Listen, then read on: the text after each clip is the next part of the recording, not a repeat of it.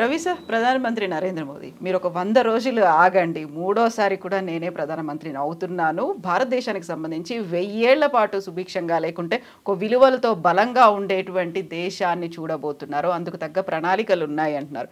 అంత కాన్ఫిడెన్స్ ఎలా ఉంది సార్? ఎందుకు ఆ మాట అన్నారు? అంటే కాన్ఫిడెన్స్ ఉన్నా ఉండకుండా దాన్ని ప్రదర్శించడం ఇప్పుడు దానికోసం మనకు పద్యం కూడా ఉంది. నేను ప్రధానమంత్రి గారిని ఉద్దేశించి ఆ పద్యం ఇప్పుడు చెప్పడం నాకు ఇష్టం లేదు, కానీ ఎదుటి వాళ్ళని బొంబాటు చేయడానికి చాలా 100 రోజులు ఆగండి అంటే ఎందుకు ఆగుతారండి? ఒక్కరోజు కూడా ఆగరు. ఇప్పటి నుంచే ప్రతిపక్షాలు వాటి ప్రతివ్యూహాలు వాళ్ళు ఓడించగలిగిన చోట ఓడించడం, గెలవగలిగిన చోట వాళ్ళ ప్రయత్నాలు చేసుకుంటూ పోతారు. అంతేగాని రాహుల్ గాంధీ యాత్ర ఆగుతుందా లేకపోతే ఇంకొకరిది ఏదైనా ఆగుతుందా? ఏమీ ఆగదు. ఆయన ఏంటంటే అసలు 1000 ఏళ్ల గురించి మాట్లాడడం ఏంటండి? ఒక ప్రభుత్వం 5 ఏళ్ళకి ఏర్పడుతుంది. పోనీ మీరు 2 సార్లు వచ్చారు కాబట్టి 10 ఏళ్ళు ఉన్నారు. హ్యాట్రిక్ కొడితే ఇంకో 5 ఏళ్ళు ఉంటారు. 1000 ఏళ్ళు అన్నది చక్రవర్తుల కాలం నాటి భాష తప్ప అది ఆధునిక యుగంలో ప్రజాస్వామిక యుగంలో మాట్లాడే భాష కాదు. ఈ అయోధ్యలో రామమందిరం అది అయిన తర్వాత తనను కూడా ఇక్ష్వాక పరంపరలోనో ఎక్కడో ఊహించుకొని మోదీ గారు ఆ యొక్క దిలీప మహారాజులాగానో లేకపోతే విక్రమాదిత్యుడిలాగానో భోజులాగానో మాట్లాడుతున్నారు తప్ప డెమోక్రసీలో 1000 ఏళ్ల గురించి మాట్లాడడం టూ మచ్ అనమాట. అంటే అది ఆయన ఒక పెద్ద డెల్యూషన్, ఒక పెద్ద భ్రమాజనిత ఊహాజనిత ప్రపంచంలో ఉంటున్నారని అది అర్థమవుతుంది. ఎన్ని ప్రభుత్వాలు ఇప్పటికి రాలేదు పోలేదు. నేను చాలాసార్లు చెప్పానండి, 2 సార్లు ప్రధానమంత్రి మన్మోహన్ సింగ్ కూడా అయ్యారండి. ఆయన చాలా బలహీనమైన అని అన్న మౌనముని ఇవన్నీ చెప్పిన మన్మోహన్ సింగ్ కూడా 2 సార్లు ప్రధానమంత్రి అయ్యారు. అలా గుజరాత్లో ఈయన గెలిస్తే అన్నిసార్లు జ్యోతిబాస్ కూడా అయ్యాడు, నవీన్ పట్నాయక్ కూడా అయ్యాడు. మన మీడియా కానీ ఈవెన్ మోదీ హిమ్సెల్ఫ్ ఇప్పటి వరకు ఆయన పొలిటికల్ రికార్డ్ ఏదో చాలా అసాధారణమైంది అని చిత్రించే ఒక ప్రయత్నం చేస్తున్నారు. ఒకటి నిజం, ఆయనకు 2 సార్లు పూర్తి మెజారిటీ ఆయన పార్టీకి వచ్చింది. కానీ అంతకుముందు కాంగ్రెస్ పార్టీకి 30 ఏళ్ళు ఉంది కదా పూర్తి మెజారిటీ. ఇదేదో అసాధారణం జరిగిపోయినట్టు, అద్భుతం సంభవించినట్టు, ఇక భవిష్యత్తులో 1000 ఏళ్ల వరకు అని చెప్పి అంత 1000 ఏళ్ళు ఎందుకు? ఆల్రెడీ తెలంగాణలో ఓడిపోయారు, కర్ణాటకలో ఓడిపోయారు, ఇంకా అంతకుముందు హిమాచల్ ప్రదేశ్లో ఓడిపోయారు, ఢిల్లీలో ఆయన ఉన్న చోట ఢిల్లీలో వరుసగా 2 సార్లు నుంచి ఓడిపోతున్నారు. దేశ రాజధానిలోనే పంజాబ్ పక్కనే ఉన్న పంజాబ్లో ఓడిపోయారు.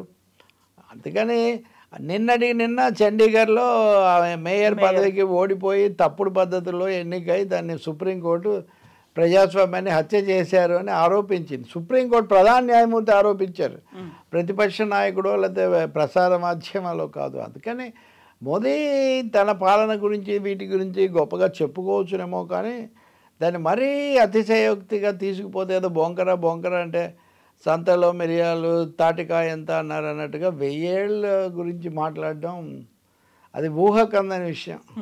సో ఇప్పుడు మనం 3వ సహస్రాబ్ది గురించి మాట్లాడాలి ఇప్పుడు. ఎందుకంటే మనమంతా మీడియాలో మనం 2000 సంవత్సరం వచ్చినప్పుడు నూతన సహస్రాబ్ది అని మనమంతా హడావుడి చేసుకున్నాం. మరి 1వ సహస్రాబ్ది నాటి ఏ విషయాలు 2వ సహస్రాబ్ది నాటికి ఉన్నాయో మోదీ గారు ఒకసారి వెనక్కి వెళ్ళి చూసుకుంటే అందులో చాలా విషయాలు 20వ శతాబ్దంలోనే జరిగాయి. అంతకుముందున్న చరిత్ర అంతా మారిపోయింది. కాబట్టి భారత రాజకీయాలు తీసుకోండి, 1977 వరకు ఇందిరాగాంధీకి తిరిగేలేదు. 77 తర్వాత ఇందిరాగాంధీ మళ్ళీ లేనేలేదు. ఆమె ముద్ర, రకరకాల ప్రత్యామ్నాయాలు, కూటములు. అందుకని మోదీ గొప్పవారు కావచ్చు, మోదీ భజన చేసేవాళ్ళు కూడా చాలామంది ఉన్నారు, కానీ మరీ అది శృతి పెంచకూడదు. సో ఇప్పుడు 3వ దఫా ఎన్నికైన తర్వాత ప్రపంచంలోనే 3వ బలమైన ఆర్థిక శక్తిగా భారతదేశం ఉంటుంది అంటూనే ఒక బలమైన ప్రతిపక్షం కూడా దేశానికి అవసరం, బట్ కాంగ్రెస్ ఆ పని చేయనివ్వట్లేదు అనే మాట కూడా అన్నారు. అక్కర్లేదులేండి, ఇంతే నిరంకుశంగా ఉంటే ఆయన కూటమిలోంచి ఆయనకు ప్రతిపక్షం ఆయన పార్టీలోంచి ఆయనకు వస్తుంది, అదేమి పెద్ద సమస్య కాదు. కానీ అది కూడా ఒక వ్యూహాత్మకమైన కామెంట్. అంటే కాంగ్రెస్ బలహీనంగా ఉంది, ఏది కూడా అంటే మా ముందు నిలబడే పార్టీయే లేదు, ప్రతిపక్షమే లేదు, మేము ఇంకా అవిచ్ఛిన్నంగా అప్రతిహతంగా పోతామని ఒక దాడి చేయదలుచుకున్నారు ఆయన. అలాగే మమ్మల్ని చూస్తే వడికిపోతున్నారు, భయపడిపోతున్నారు. మరి అంత ఇది ఉంటే కనుక మీరు ఇన్ని జాగ్రత్తలు ఎందుకు తీసుకుంటున్నారు, లేదా రాముడిని ఎందుకు తోడు తెచ్చుకుంటున్నారు? రాముడిని ఉదాహరణకు అవన్నీ ప్రధానమంత్రి ఉండి చేయాల్సిన అవసరం ఏముంది? భక్తి ఉంటే నమస్కారం పెట్టిన భక్తే కదా, అవన్నీ మీ చేతులతోనే ప్రాణప్రతిష్ఠ అంటే రాముడిని మీ ఖాతాలో మీరు వేసుకున్నారు. మీరే గెలవగలిగితే రాముడు ఎలాగో మిమ్మల్ని ఆశీర్వదిస్తాడు కదా.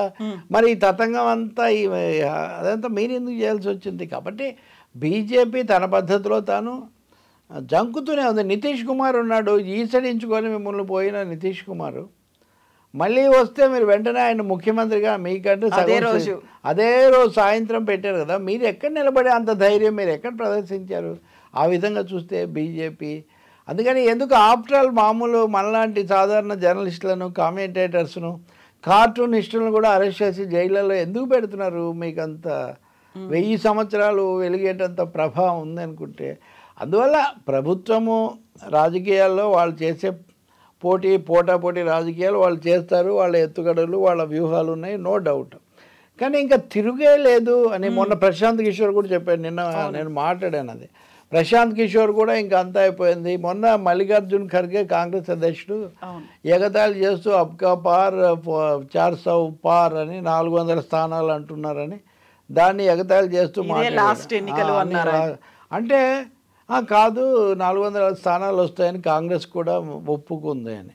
ఇవన్నీ కూడా ప్రధాని స్థాయిలో కాదు. కానీ అన్నిటికంటే దారుణం ఏమంటే ప్రతిపక్షం దేశభక్తి లేనిదని, ఇదేదో చైనా తరఫున ఏజెంట్గా పనిచేస్తుందని చాలా అపహాస్యం చేస్తూ మాట్లాడారు. మొదటి ప్రధానమంత్రి నవభారత నిర్మాతగా కీర్తించబడే జవహర్లాల్ నెహ్రూ లాంటి ఆయన. నెహ్రూ కూడా తప్పులు చేస్తుండొచ్చు, పొరపాట్లు ఎవరైనా చేస్తారు. కానీ ఆయనను వల్లే ఇదంతా భారతీయులంతా సోమరిపోతులని జవహర్లాల్ నెహ్రూ చెప్పాడంట. జవహర్లాల్ నెహ్రూ రాసిన డిస్కవరీ ఆఫ్ ఇండియా భారత దర్శనం చదివితే భారతదేశం యొక్క ప్రాచీన ఔన్నత్యము, సంస్కృతి, హరప్పా మొహంజదారో సంస్కృతి నుంచి ఎలా ఉందో అవన్నీ అద్భుతంగా రాస్తాడు నెహ్రూ. డిస్కవరీ ఆఫ్ ఇండియాలో లెటర్స్ టు ఇందిరా రాసిన దాంట్లో ఆయన కూతురికి అప్పటి నుంచి దేశ చరిత్ర గురించి ఎన్నెన్నో విషయాలు రాస్తాడు. మోదీ ఇప్పుడు వచ్చేసి ఇంక అందరూ అయిపోయారు. మోదీతోనే భారత చరిత్ర స్టార్ట్ అయింది. ఇప్పటి నుంచి 1000 ఏళ్ళు నడుస్తుందంటే మరో అశోక చక్రవర్తితో, మరో మౌర్య సామ్రాజ్య స్థాపకుడిలాగా ఆయన భావిస్తున్నాడు. ఆయన బీజేపీ రాజ్యం స్థాపించాడే కానీ భారత రాజ్యం అనేది భారత ప్రజలే స్థాపిస్తారు. ప్రజాస్వామ్యంలో ప్రజల తీర్పు ఎలా ఉంటుందో మనం చూడాలి. అనేక పొరపాట్లు ఉన్నాయి. ఇప్పుడు ఉదాహరణకు ఆయన వచ్చిన తర్వాత 80 లక్షల కోట్ల అప్పు పెరిగింది. దేశం 1.5 కోట్ల అప్పులో ఉంది.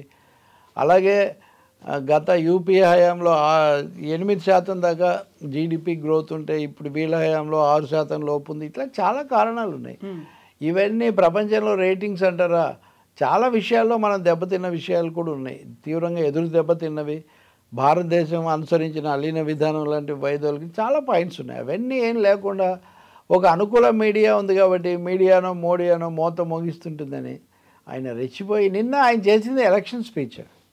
పార్లమెంట్లో జరిగిన 100 నిమిషాల పార్లమెంట్లో మీరు బొంబాటు చేయదలుచుకున్నారు, చివరి పార్లమెంట్ కాబట్టి మేమే వస్తాము అని మీరు ఒక ఇది చేయదలుచుకున్నారు, చేశారు అంతవరకే. కానీ దాన్ని చాలామంది అపహాస్యం చేశారు బయట.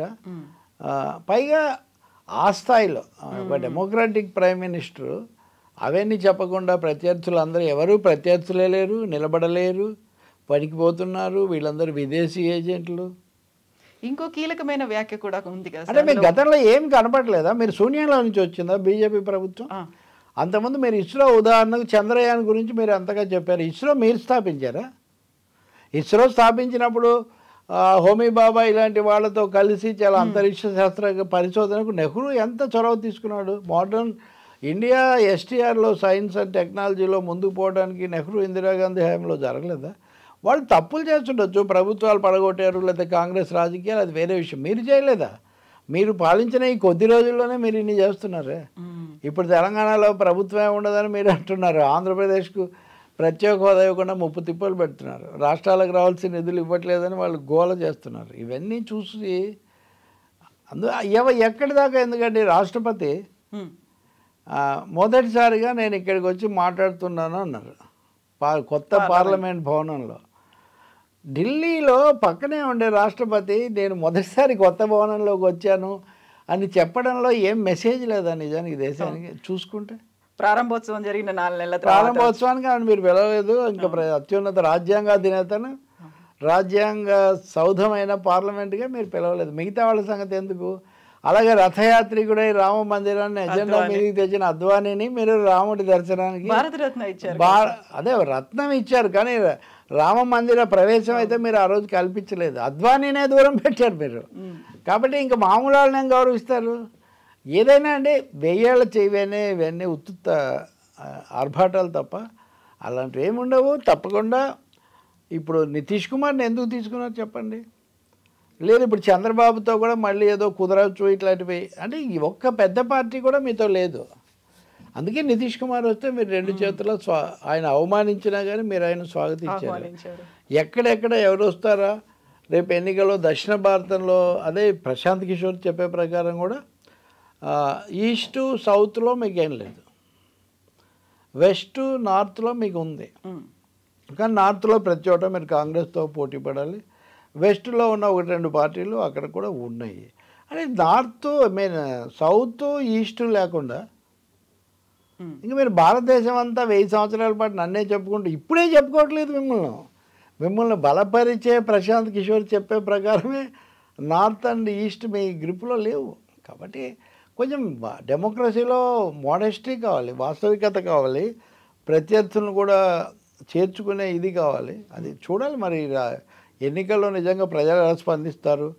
రామ మందిరం చాలా అనుకూలం అంటున్నారు, అదే సమయంలో ఈ పద్ధతులన్నీ సరికాదు మత రాజకీయాలని భావించే వాళ్ళు చాలామంది ఉన్నారు. వాళ్ళు ఎలా ఓట్లు వేస్తారు? ప్రాంతీయ పార్టీలు ఉన్న చోట బీజేపీ ఏమీ ముందుకు పోలేదు అని చాలా చోట్ల అర్థమైంది. మరి వాటిని మీరు ఎలా డీల్ చేస్తారు? ఇవన్నీ ఉన్నాయి. ఓబీసీ లీడర్ గురించి కూడా మాట్లాడారు సార్. బీసీల గురించి మాట్లాడుతూ నన్ను మించిన లీడర్ ఎవరున్నారు అన్నట్టుగా ఆయన ఇచ్చినటువంటి సందేశం. సో ఇన్ని చెప్పి మిమ్మల్ని ఒక టాలెస్ట్ ఓబీసీ లీడర్, నాకంటే పెద్ద నాయకుడు ఎవరు ఉంటారని మీరు అన్నారు. ఉన్నారనే కదా కర్పూరి ఠాకూర్కు భారతరత్న ఇచ్చారు, అది కూడా ఇంతకాలం తర్వాత. కర్పూరి ఠాకూర్ కాంగ్రెస్ అన్యాయం చేసిందన్నారు, కానీ మీరు కూడా చేశారు. 77 ఆ సమయంలో కూలిపోవడానికి అప్పుడున్న జనసంఘము బిఎల్డి ఇవన్నీ కూడా కలిసి ఆయన కూలగొట్టారు. అలాగే రామ్మనోహర్ లోహియా లాంటి వాళ్ళు సిద్ధాంతంలో కూడా ఈ సనాతనత్వం కాదు మనం సామాజిక న్యాయం అన్న స్లోగన్ తీసుకువచ్చారు. కాబట్టి మీరు బీసీ లీడర్గా ఉండదలుచుకుంటే ఆ వర్గాలకు సంబంధించిన మీరు హిందుత్వ లీడర్గా ఉన్నారు. మీరు టాలెస్ట్ హిందుత్వ నాయకుడు అనేది ఓకే. హిందుత్వ అనేసరికి చాతుర్వర్ణం మయా సృష్టం అనే గుణంతో అది మీరు ఆ వ్యవస్థను మీరు సమర్థిస్తున్నారు. ఇంకా బీసీలకు ఎస్సీలకు ఎస్టీలకు ఇందులో ఏముంది? ఎస్టీ అందుకే కదా రాష్ట్రపతిని మీరు కావాలని పిలవలేదని ఇలాంటి ఆరోపణలన్నీ మీరు ఎదుర్కొన్నారు. ఏదైనా ఓకే, మీరు జయప్రదమై జోజీతా పోయి సికిందర్ అని మీరు 2 టర్ముల నుంచి మీరు పూర్తి మెజారిటీతో వస్తున్నారు. మీ విధానాల మీద ప్రజలు ఇచ్చే తీర్పు ఏదో ఇస్తారు. అటు నుంచి ఇండియా కూటమి అది ఎంత పరిమితంగా బలహీనంగా అయినా వాళ్ళ ప్రయత్నం వాళ్ళు చేస్తున్నారు, జరుగుతుంది. చూడాలి మనం. అంతేగాని మనకు మనమే ప్రకటించేసుకొని సర్వం సహాధికారం సహస్ర వర్ష పాలనం అన్న పద్ధతిలో చెప్తే మటుకు అది హాస్యాస్పదంగా ఉంటుంది. Thank you sir.